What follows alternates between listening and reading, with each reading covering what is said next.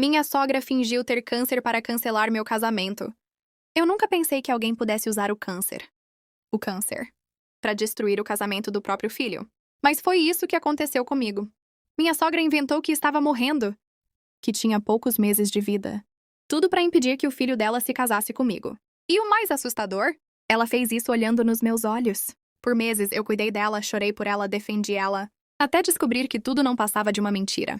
E quando a verdade veio à tona, nada, absolutamente nada, voltou a ser como antes. Essa é a história de como uma mãe destruiu o próprio filho, só para continuar sendo o centro da vida dele. Meu nome é Ana, tenho 28 anos, e achei que tinha encontrado o amor da minha vida. Daniel era o tipo de homem que todo mundo dizia que não existia mais.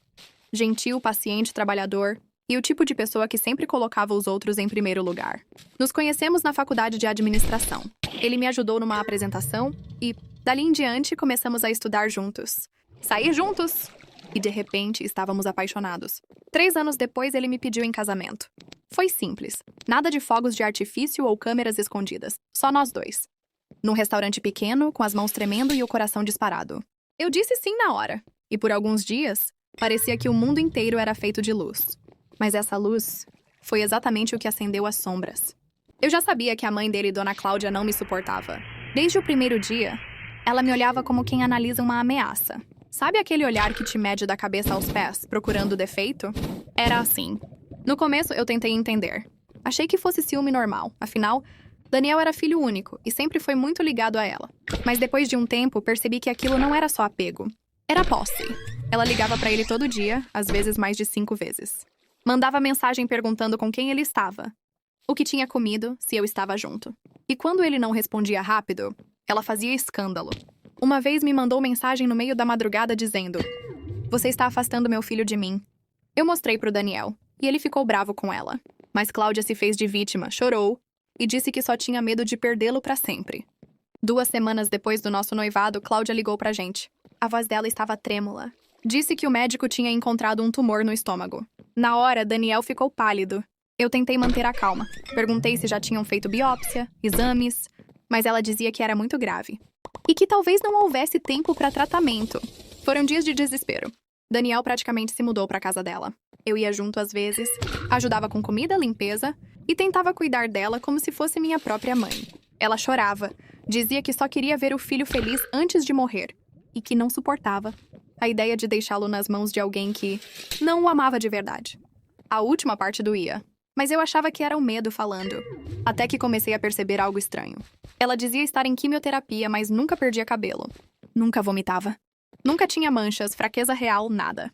E, curiosamente, sempre parecia melhor quando Daniel não estava comigo. O tempo foi passando, e o casamento ficando cada vez mais distante. Daniel dizia: "Não posso planejar nada agora, amor. A mamãe precisa de mim." Eu entendia, mas dentro de mim, uma angústia crescia. Até que um dia fui visitar Cláudia de surpresa. E encontrei ela rindo, maquiada, arrumando o cabelo, como se fosse sair. Perguntei para onde ia, e ela disse que precisava ir ao médico. Só que na mesa, havia um recibo de salão de beleza. Data e hora exatamente no momento da suposta sessão de químio. Meu coração gelou. Naquela noite, contei para uma amiga enfermeira. Ela me aconselhou a investigar. "Vai até o hospital, vê se tem registro dela." Foi o que eu fiz.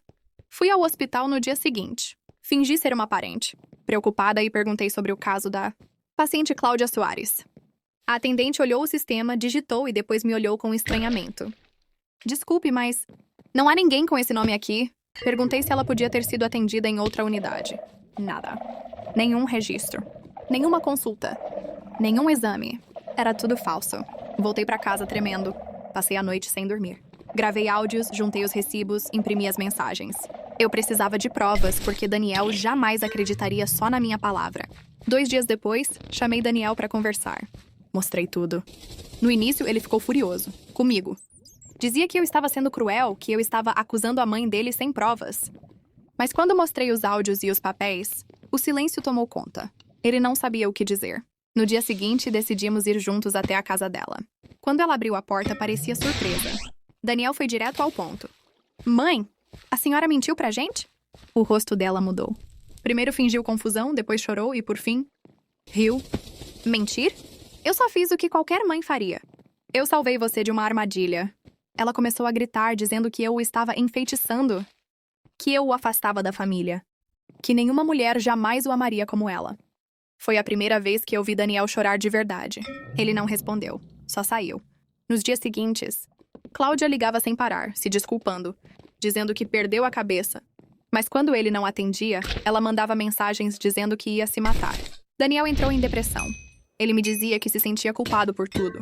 Por acreditar, por duvidar, por existir entre nós duas. E eu comecei a me sentir sufocada. Aquela relação tinha se transformado num campo minado. Eu amava Daniel, mas odiava o que aquela mulher tinha feito com a gente.